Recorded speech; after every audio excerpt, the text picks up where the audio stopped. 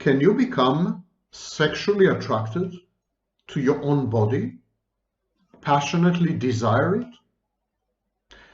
Can you become sexually attracted to an introject, a self-state, a representation of someone in your mind, an inner voice? Can you be sexually attracted to a transformation of yourself in your own mind? Yourself as a child, yourself as a woman if you're a man, yourself as a man if you're a woman, yourself as an animal. Can you be sexually attracted to a story, a narrative, which involves only you? Can you be sexually attracted to a future version of yourself, to a past version of yourself? Can you be sexually attracted to your own absence, to your own death, for example? These are all forms of autoerotism, a phenomena which is one of the cornerstones of pathological narcissism, and the topic of today's video.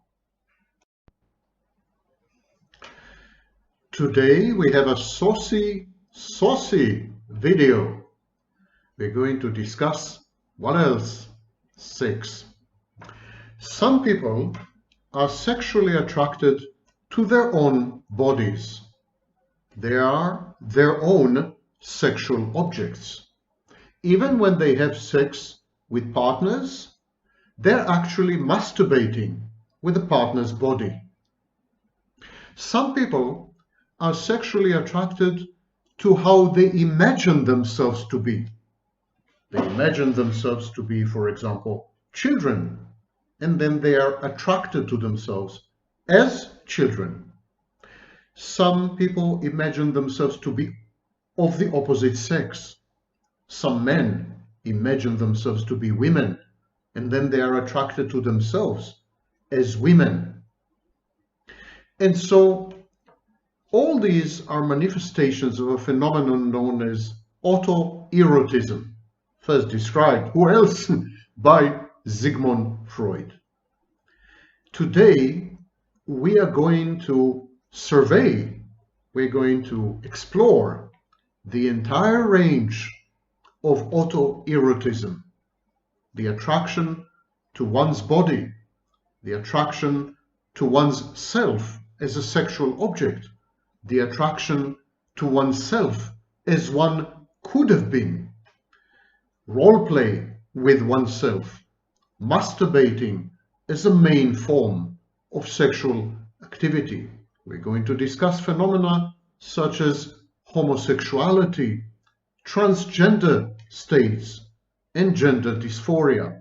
And we're going to link them to various mental health theories, including Freud's original theory of narcissism.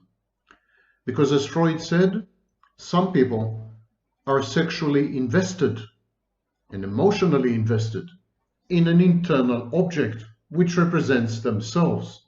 This is called narcissistic libido. People who are sexually attracted to themselves, people who interact sexually only with themselves, people who are emotionally and sexually invested only in themselves, are of course incapable of maintaining any libidinal attraction or relationship with others. In other words, they have an impaired object relations. Even when they have sex, even when they have a sexual or intimate partner, they're all alone. They're solipsistic. They're isolated in their own minds and their own universe. And within this universe, they undergo fascinating transformations from one gender to another, from one sex to another, and from one libidinal object, from one sexual object to another. These transitions, these manifestations of internal turmoil, a kind of identity disturbance, underlie and permeate the narcissistic dynamic. My name is Sam Vaknin, and I'm the author of Malignant Self-Love, Narcissism Revisited.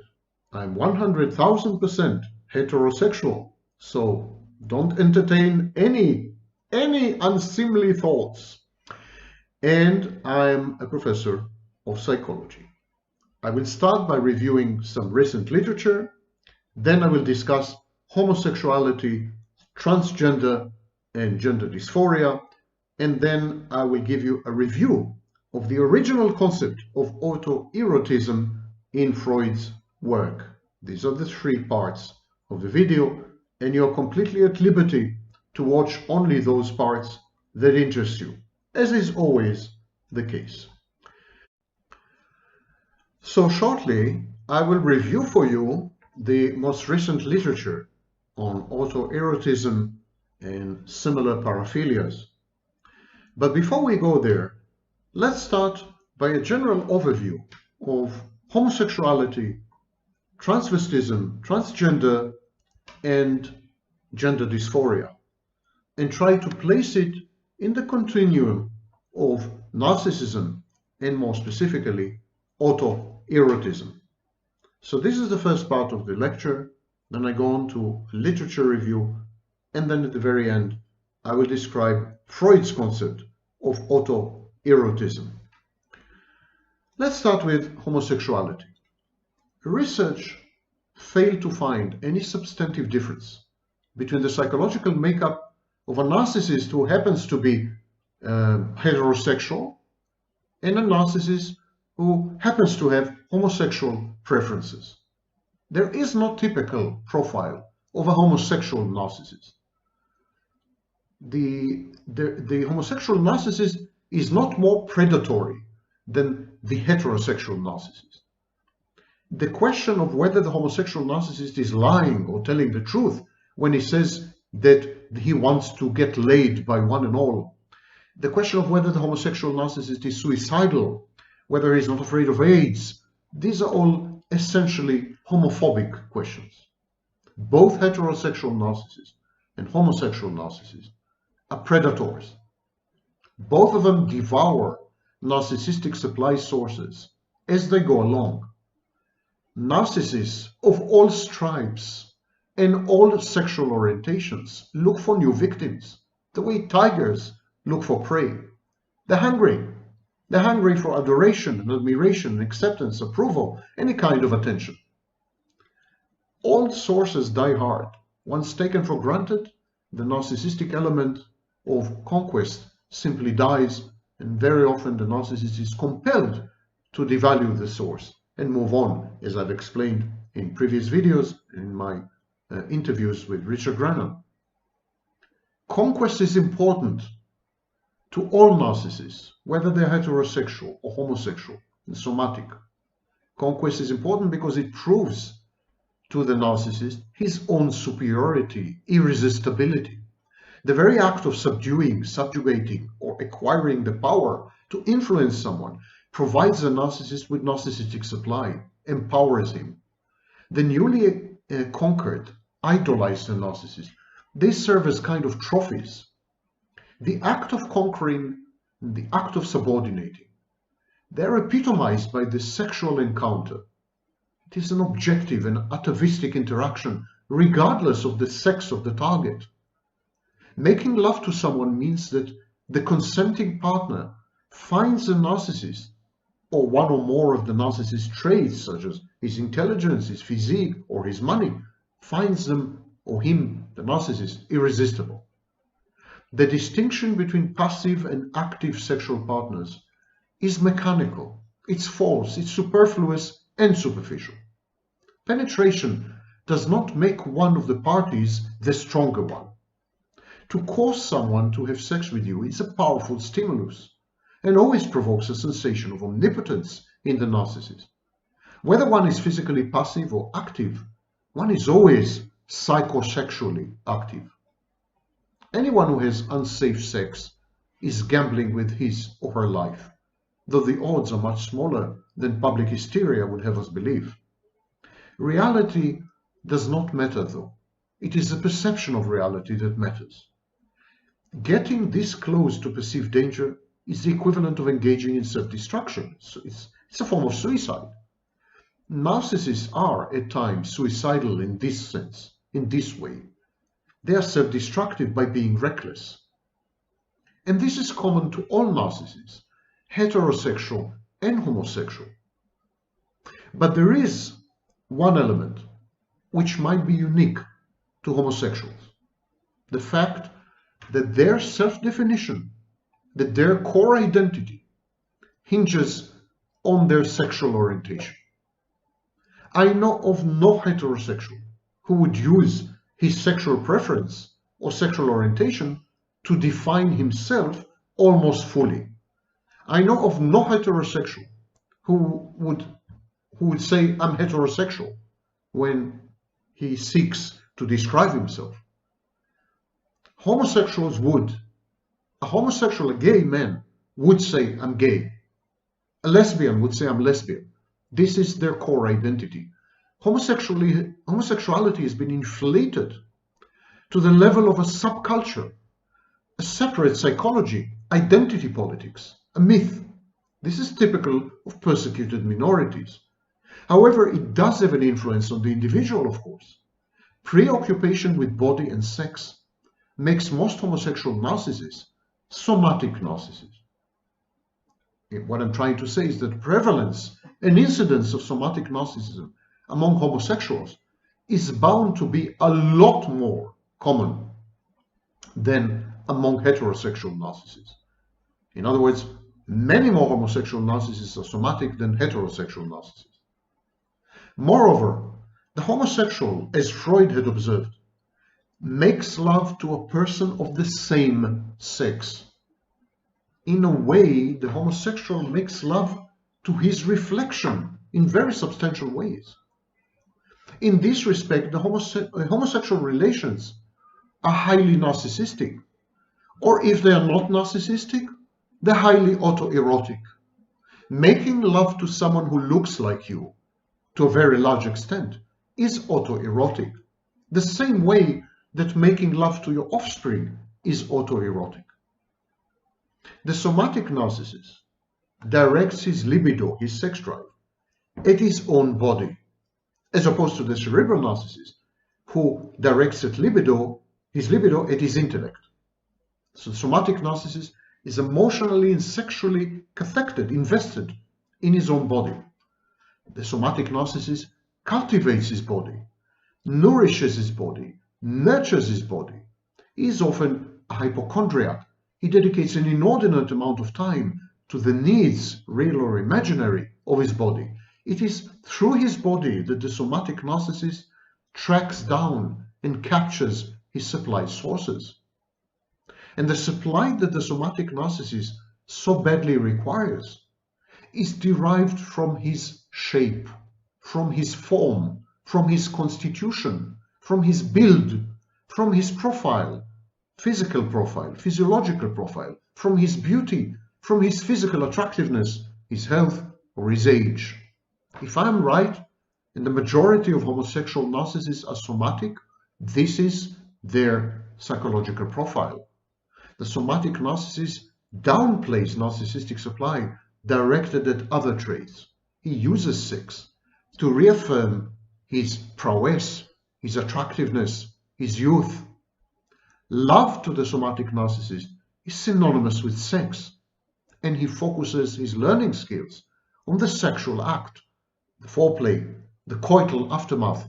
How many orgasms did I give you? It's like a scorecard. Seduction becomes addictive because it leads to a quick succession of supply sources. Naturally, boredom, a form of transmuted aggression, sets in once the going gets routine.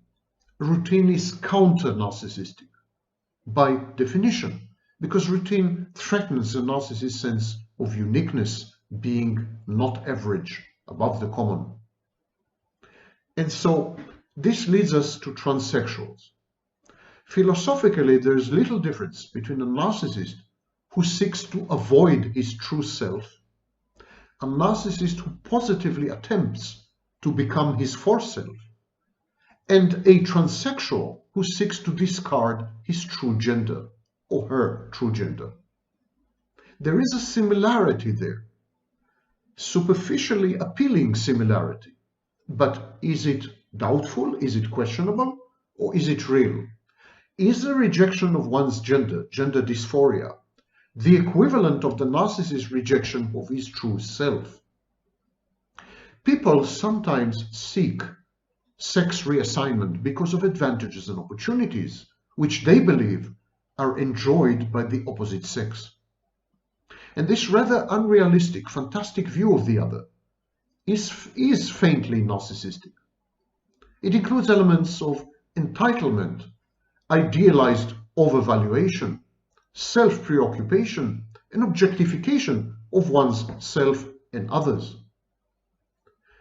This gender dysphoria demonstrates a deficient ability to empathize and some grandiose sense of entitlement. I deserve to be taken care of.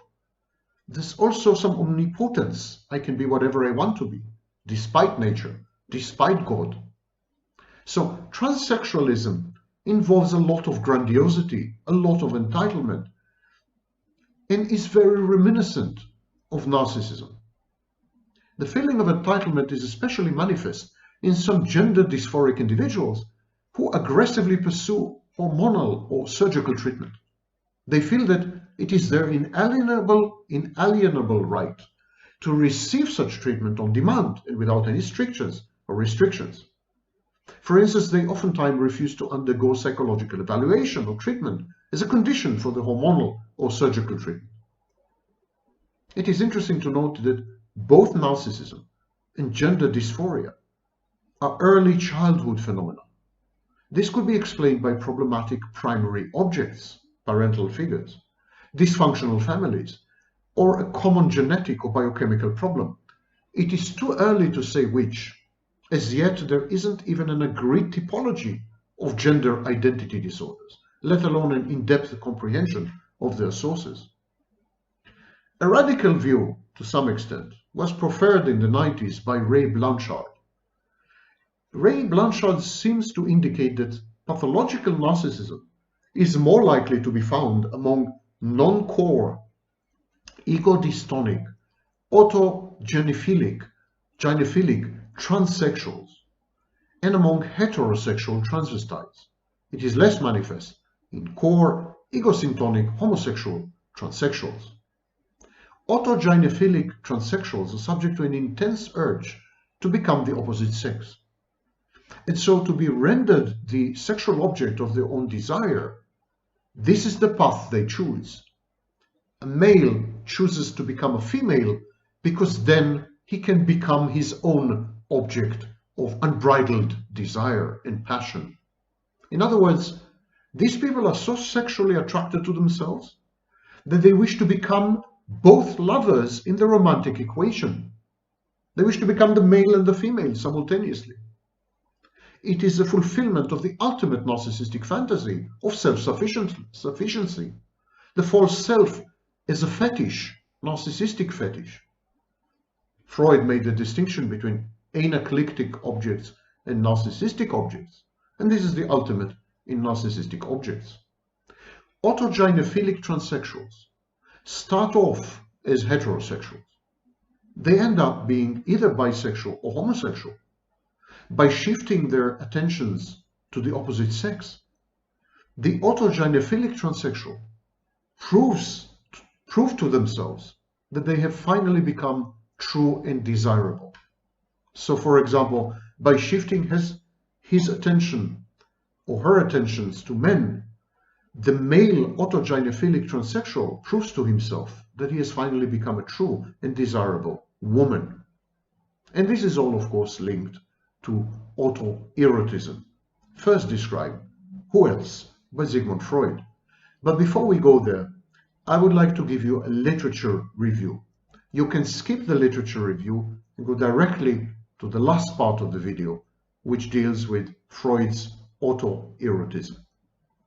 But before we go there, I want to coin a new word, autosexual. Not asexual, but autosexual. The label asexual had come to signify anyone who does not feel the need to engage in partnered sex, who is not attracted to another person, sexually attracted. This is, of course, misleading. People who avoid having sex with other people, but they masturbate on a regular basis and as an exclusive sexual outlet, may not be asexual at all. They may be autosexual. So I want to suggest that within the range of asexuality and gray sexuality, we should distinguish a subvariant, a subspecies of autosexuals. These are people who actually have a sex drive, a very active or sometimes hyperactive sex drive, but it is directed at themselves, directed at their own bodies. That's why they masturbate, but they are not attracted to other people. They masturbate not only as a release, because masturbation is often coupled with fantasies, but these fantasies are autoerotic. They concern the person who is masturbating. All autosexuals are autoerotic, but only a minority of autoerotics are autosexual. I'll come to it a bit later. Autoerotism more frequently finds expression via activities such as same-sex partnerships, homosexuality, or incest. Incest is actually having sex with a living expression of one's own genetic makeup. When you're having incest, you're having sex with someone who is 50% you. So this is highly autoerotic. Similarly, homosexuals are having sex with the same sex. This is narcissism thrice removed, or more precisely autoerotism, twice or thrice removed. I'm going to delve into all this deeply a bit later, and I know it's going to be highly controversial. The gay community in general rejects any attempt to analyze the mental issues or psychological issues underlying homosexuality. Homosexuality, to be clear, is determined mostly biologically. It's a biological phenomenon, and it probably is determined in utero, in the womb, long before birth. But having been born a homosexual, there are layers and layers of psychology and a social context and a cultural context within which homosexuality operates. And it is there that homosexuality becomes very closely identified with autoerotism. So as promised, we start with a review of the recent literature. The Journal of Sexual Medicine, January 2020. There's an article there. Erotic Target Identity Inversions among men and women in an internet sample. It was authored by Ashley Brown, Edward Barker, Qazi Rahman, and others. And I read to you a few highlights from this fascinating article. Erotic Target Identity Inversions, ETIIs, are poorly studied paraphilias that involve sexual arousal by the idea or the fantasy of being the object of one's own sexual desires. So the results of the study were mild levels of reported sexual arousal to the idea of being the preferred erotic target were common among the four groups in the study, characterizing about half of them. Gender identity discomfort was associated with autogynephilia, autoandrophilia, and autoanthropomorphozoophilia. I'll discuss one or two of these a bit later. Greater gender nonconformity was associated with autogynephilia, autoandrophilia, and autonypiophilia. Autism scores were associated with autoandrophilia and autonypiophilia. Masochism was not associated with ETII scores, but humiliation was. And here's a linkage, by the way, to the BDSM community. The clinical implications of the study are: findings suggest that it may be important to distinguish between subgroups of those with different levels and types of ETII arousal and expression. The results support the concept of ETIIs as a paraphilic dimension in non-clinical samples and the possible role of gender-related psychological factors. So this is the first study that seems to indicate that autoerotism has a variety of manifestations, of clinical manifestations, and that these manifestations are critically dependent on gender roles and psychological factors. Another recent article, Autogynephilia and underappreciated paraphilia, was published by Anne Lawrence. And the abstract is, autogynephilia is defined as a man's propensity to be sexually aroused by the thought of himself as a female. It is the paraphilia that is theorized to underlie transvestism and some forms of male to female transsexualism. Autogynephilia encompasses sexual arousal with cross-dressing and cross-gender expression that does not involve women's clothing per se. The concept of autogynephilia defines a typology of male to female transsexualism and offers a theory of motivation for one type of male to female transsexualism. Autogynephilia resembles a sexual orientation in that it involves elements of idealization and attachment, as well as erotic desire. I want to make clear, this is idealization of oneself, what can be called self-idealization, and it involves attachment to one's self as a sexual object of the opposite sex. So male would get attached to himself as a female. He would idealize himself as a female. The article continues, nearly 3% of men in Western societies may experience autogynephilia. Its most severe manifestation, male to female transsexualism, is rare, but increasing in prevalence. Some theorists and clinicians reject the transsexual typology and theory of motivation derived from autogynephilia. Their objections suggest a need for additional research.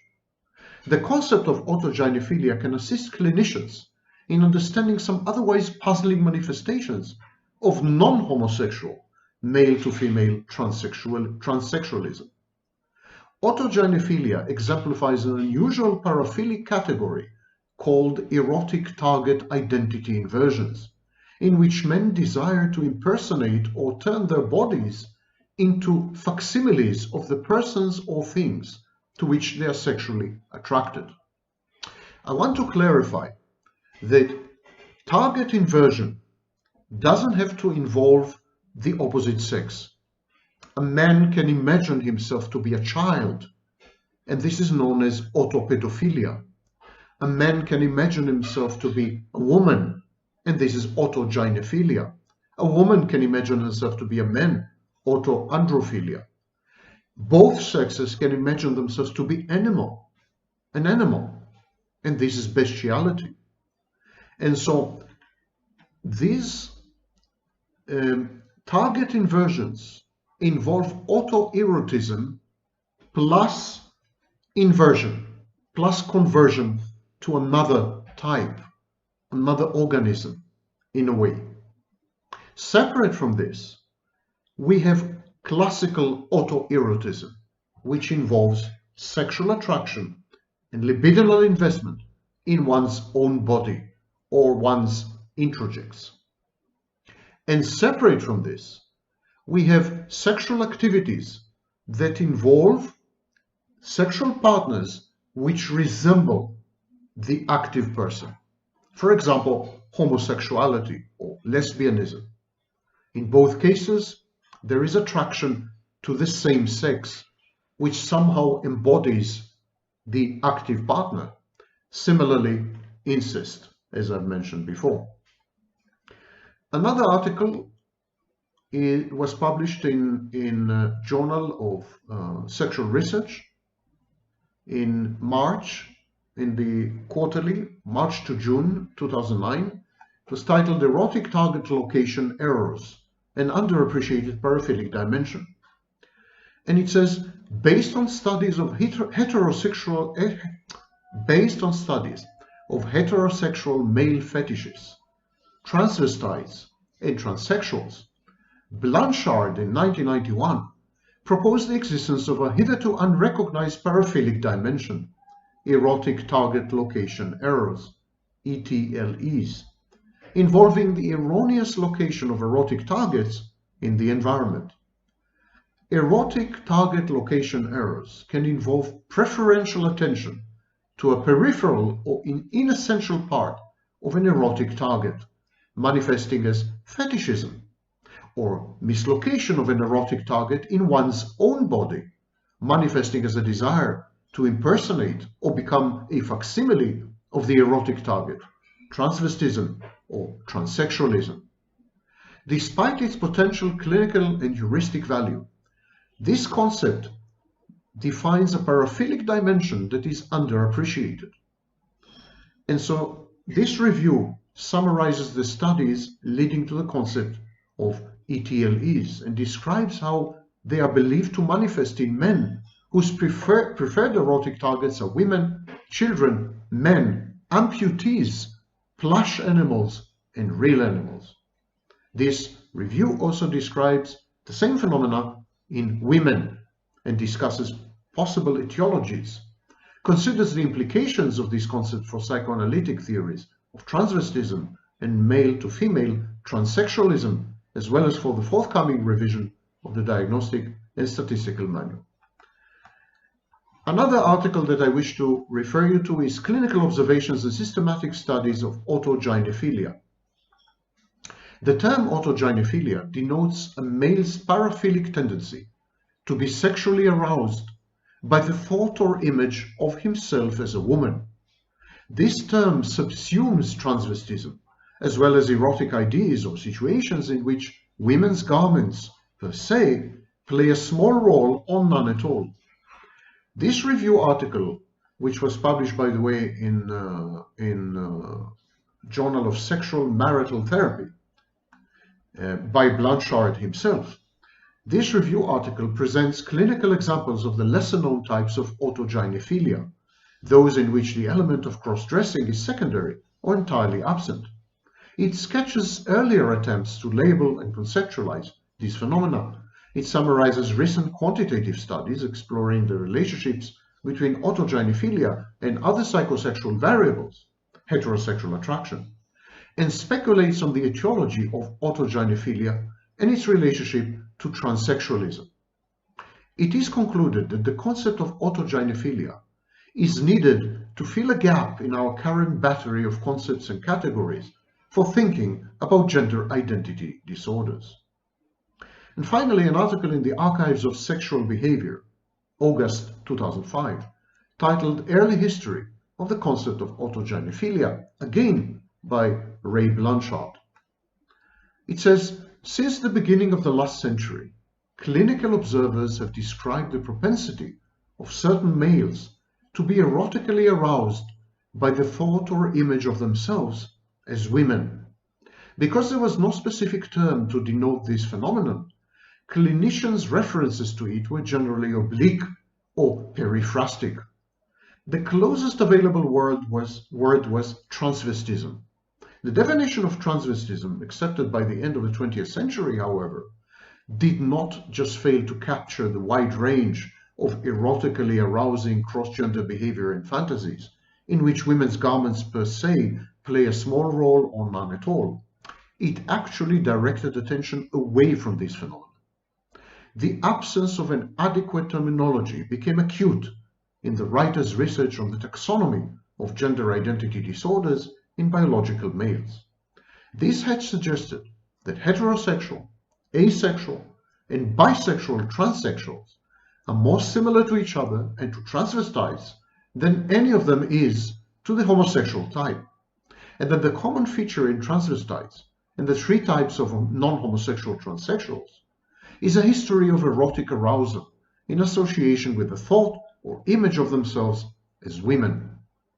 At the same time, the writer was becoming aware of male patients who are sexually aroused only by the idea of having a woman's body and not at all by the idea of wearing women's clothes. To fill this terminological and conceptual gap, the writer introduced the term autogynephilia, love of oneself as a woman. I would like to also dwell upon the concept of autopedophilia. It was described by Kevin Su and Michael Bailey. And here is the abstract of their article, titled Autopedophilia. The most salient dimension of men's sexual orientation is gender, attraction to males versus females. A second dimension is sexual maturity, attraction to children versus adults. A less appreciated dimension is location, attraction to other individuals versus the sexual fantasy of being one of these individuals. Men sexually aroused by the idea or fantasy of being the kinds of individuals to whom they are sexually attracted, they have an erotic target identity inversion, ETII. We conducted, say the authors, an online survey to investigate the prevalence and phenomenology of ETII among 475 men sexually attracted to children. Autopedophilia, or sexual arousal by the idea of being a child, was common among them. Furthermore, autopedophilic men tended to be sexually aroused by imagining themselves as the kind of children with respect to gender or age to whom they are sexually attracted. The results support the concept of ETIIs and exemplify the simultaneous importance of three dimensions of male sexual orientation.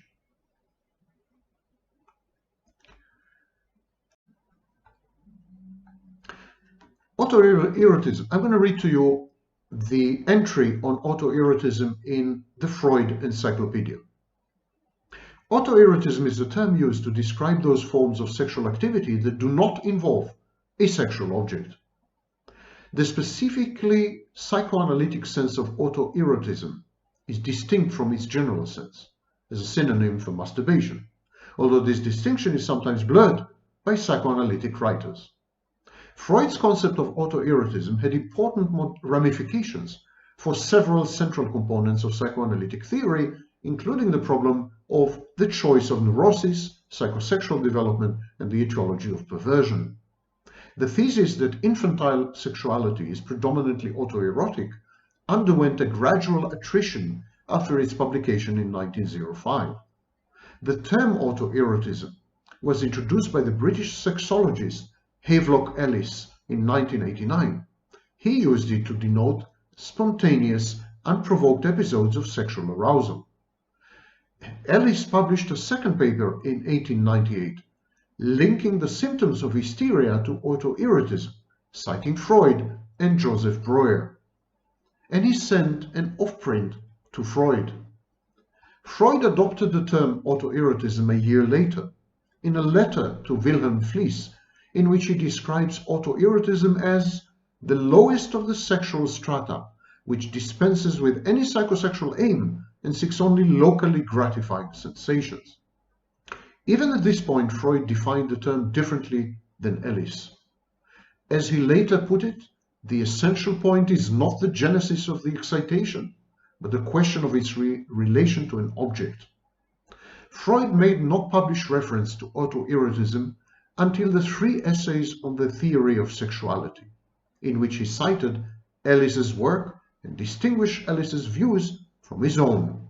This was in 1905. Freud distanced himself from Ellis's inclusion of the whole of hysteria and all the manifestations of masturbation under autoerotism. As Freud later made explicit, both hysterical symptoms and many examples of masturbation involve fantasized sexual objects, whereas autoerotism is not directed towards any object, as he wrote in 1908. In 1905, Freud believed the entire period of infantile sexuality to be predominantly autoerotic, although not exclusively so, with object choice prevailing only once puberty is reached, although over the next few years, he began to qualify this emphasis on the autoerotic character of infantile sexuality. Children, said Freud, initially stimulate their anal and genital zones to obtain pleasure, without reference to a real or fantasized object. Unlike early genital and anal impulses, the oral drive is an object from the beginning, the breast, and only later becomes autoerotic. Autoerotic activities become object-related by being brought into association with the psychological attitudes towards others, or by the attachment of sexual instincts to vital self-preservative activities requiring objects. During the autoerotic phase, the components of the sexual drive behave autonomously, seeking gratification independently of one another. Each of them goes its own way to obtain pleasure, said Freud in 1916. It is only at puberty that these drives are subordinated to the genital organization and to reproduction. And this feature of autoerotism, in conjunction with its objectlessness, determines the perverse character of infantile sexuality. In 1911, Freud introduced a modification into his developmental model of a stage autoerotism, giving way to object-related sexuality at puberty. So the modification was this. Originally, Freud said that there is a stage of autoerotism in infantile sexuality, and it gives way, it disappears, and is replaced by object-related sexuality more or less in adolescence. But now Freud introduced a stage of narcissism. He interposed a stage of narcissism, self-love, between autoerotic mature sexuality. So now there are three phases: autoerotism, narcissism, and object sexuality.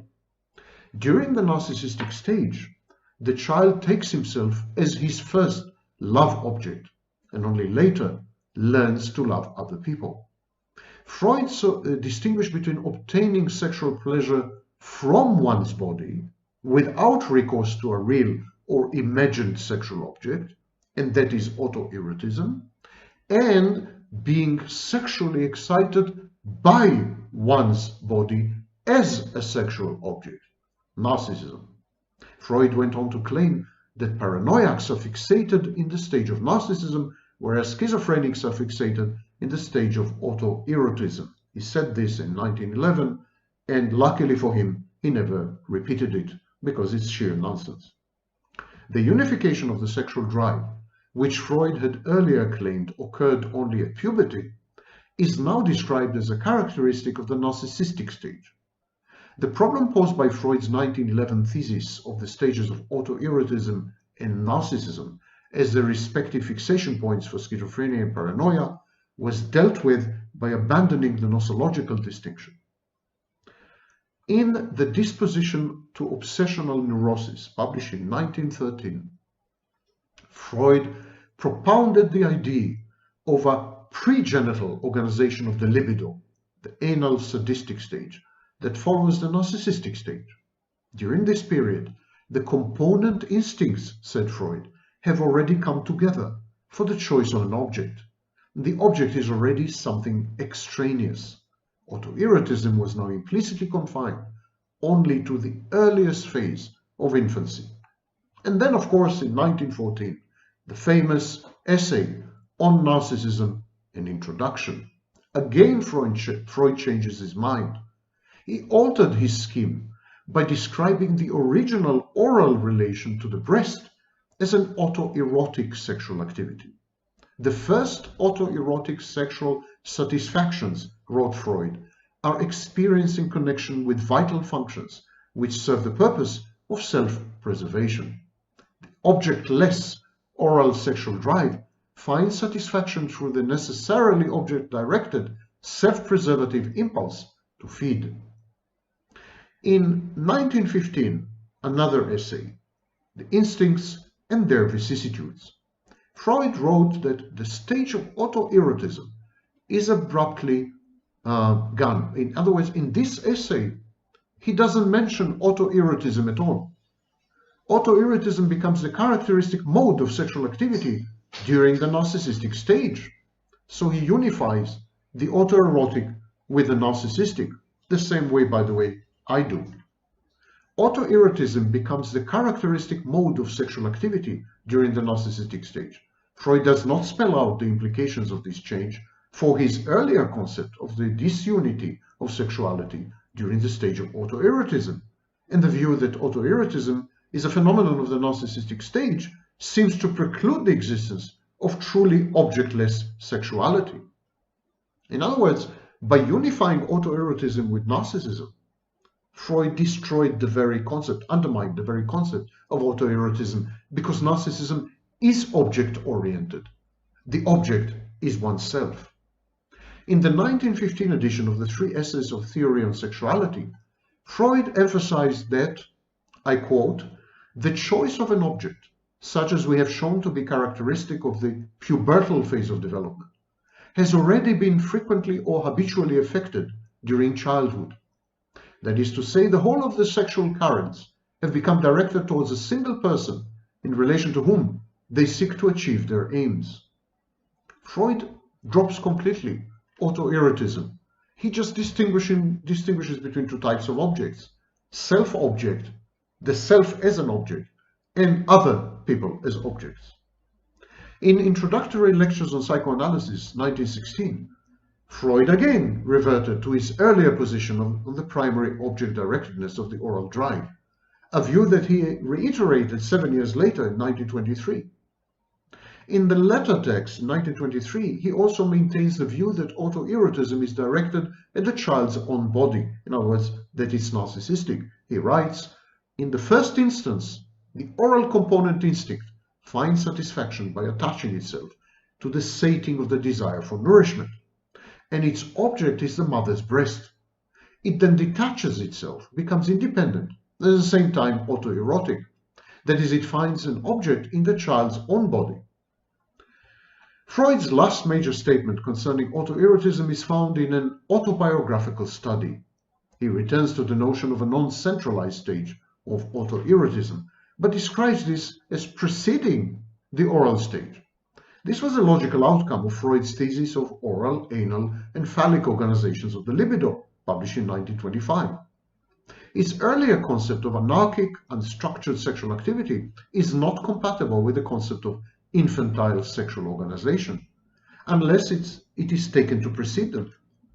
Freud regards it as likely that the infant does not distinguish the breast from his own body during the oral phase, and therefore it becomes a self-object.